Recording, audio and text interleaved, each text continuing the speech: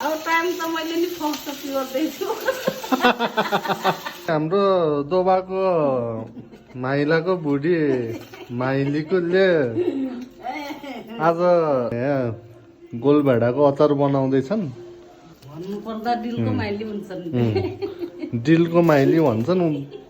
अनि उनको पछाडि चाहिँ फेरि उसको जेठा छोरा दिनेशको बुढी मिसाकी भन्ने जापानबाट आएको।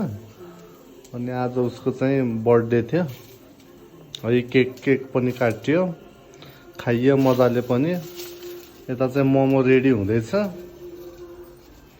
अनि आमाले चाहिँ मिठो यहाँ अब गोलभेडाको अचार बनाउँदै हुनुहुन्छ। अब कति पैसा आउने अब युट्युबबाट। अलिक ठुलो झोला बनाउनु है, सानो अन्त। अनि भन्नु न तपाईँ के गर्नुपर्छ यसको लागि, कति मिनट कुर्ने हो, कति टाइम। अब टाइम त मैले नि फर्स्ट गर्दैछु। त्यो हाजिमेते दत्त हाजिमेते दत्त हो। हिजो ल्याएको मैले भनेर गर्नु।